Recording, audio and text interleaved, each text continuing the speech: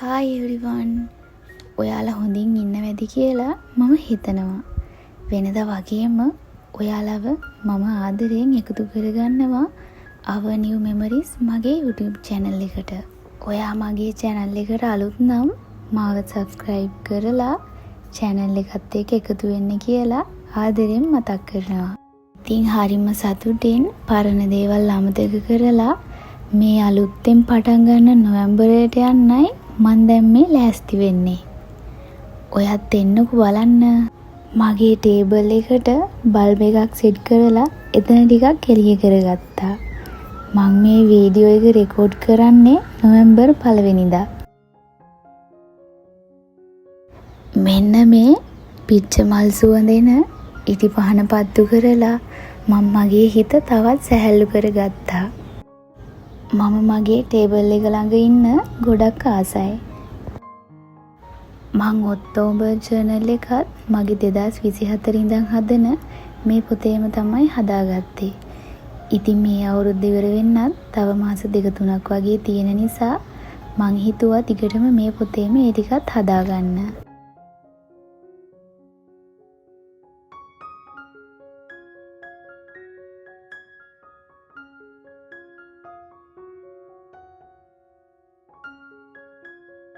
දැන් මම ජර්නල් එක හදාගන්නයි යන්නේ.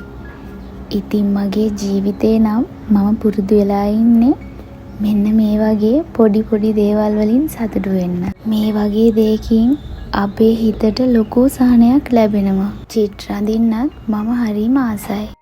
මම තාමත් ඉස්කෝලේ යන කාලේ වගේ මේ වගේ ලස්සන ස්ටිකර් වලට තාමත් ආසයි. මම ආස නෑ මේ වගේ දේවල් මගෙන් ඈත් වෙලා යනවට. ජර්නල් කරනවා කියන්නේම දැන් මගේ ජීවිතේ කොටසක් වගේ. මේක කරන අය ඒ ගැන දන්නේ නැති කියලා මං හිතනවා. ඉතින් චිත්‍ර අඳින්නත් පුළුවන්නේ. මං ආස නිසා හරි ආසාවෙන් කරනවා. ඔන්න මම පළවෙනි පිටුව නම් ඇඳගෙන ඉවරයි. ඔයාලට මම මේ අඳිනේවා දැන් පැහැදිලි නැති නිසා මං අවසානෙට ක්ලියර් ෆොටෝ ටිකක් දාන්නම්. එතකන් වීඩියෝ එකේ අවසානය වෙනකම්ම ඉන්නකෝ.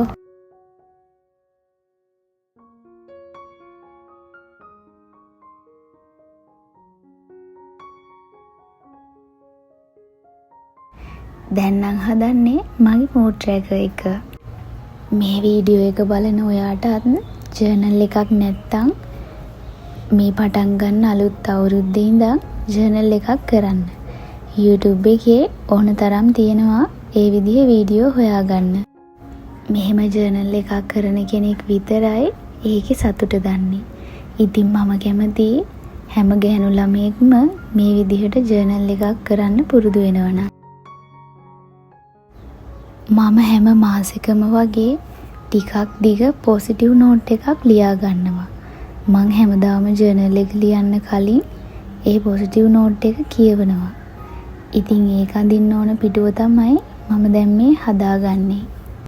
අලුත් මාසයක් කියන්නේම අලුත් ආරම්භයක්. ජර්නලින් කරද්දී ඔයාගේ හිතට තියෙන කලබල ගතිය, දුකක් දැනුණු වෙලාවට ඔයාගේ තියෙන සිතුවිලි මේ ඔක්කොම ලියන්න පුළුවන්.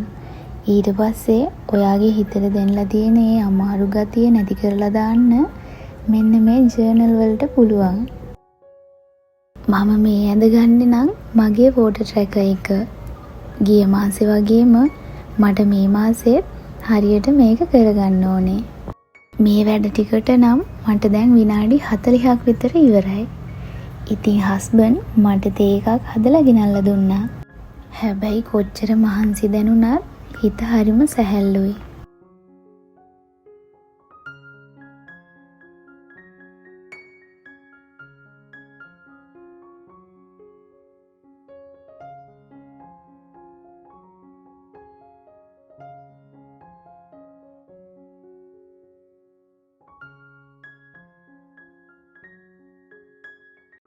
මෙහෙට නම් ටිකක් දැන් රෑ වෙලා තියෙන්නේ. ඉතින් මම ටක් ගාලා මේක ඉවර කරගන්න තමයි මේ try කරන්නේ. මම අද මගේ පොසිටිව් නෝට් එකේ ලියාගන්නේ මෙන්න මේක. ඔයා ඉන්න තැන ඔයාගේ හිත නිවන පළමු තැන කරගන්න. ඔයා ඉන්න තැන ඔයාව සංසුන් කරන ලොකුම බෙහෙත කරගන්න. ඒකනේ මං ඔයාට හැමදාම කියන්නේ සෝබාදහමට ළඟින් ජීවත් වෙන්න පටන් ගන්න කියලා. මොකද සෝබාදහමට ළඟින් ජීවත් වන මිනිසුන්ට සැනසීම බෝ වෙනවා. දැන් ඔයාගේ ජීවිතේ ගෙවෙන්නේ කටුක දුෂ්කර පරිච්ඡේදයක් නම් ඒක හරි ඉක්මනට වෙනස් වෙනවා. ඔයාට කරන්න තියෙන්නේ විශ්වාසයෙන් ඉන්න විතරයි. ලෝකය තුල හොඳම දේ පමණක් දකින ඇස් නරක දේට පවා සමාව දෙන හදවතක් අමිහිරි දේවල් අමතක කරන හදවතක් තියාගන්න. මේ ජීවිතේ ආයෙත් නොයන මේ හැම දවසක්ම ආදරයෙන් වැළඳ ගන්න. මේක තමයි මේ මාසේ මගේ පොසිටිව් නෝට් එක. දැන් මම මගේ ජර්නල් එක හදාගෙන ඉවරයි.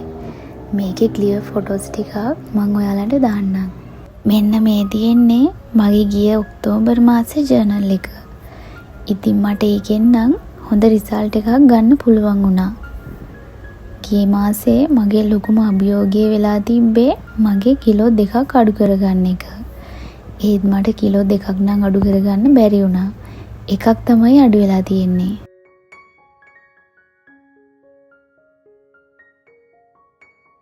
මේ තියෙන්නේ මම මේ මාසෙට හදාගත්ත ජර්නල් එක. ලස්සනයිද කියලා ඔයාලා කියන්නකෝ. ඔයාලත් ජර්නල් එකක් පටන් ගන්න අමතක කරන්න එපා. තවත් අලුත් බ්ලොග් එකකින් හමු වෙනකන් ඔයාලා ආදරෙන් සතුටින් පරිස්සමෙන් ඉන්න. වීඩියෝ එක බලපු ඔයාලා හැමෝටම ගොඩක් ස්තුතියි. තෙරුවන් සරණයි.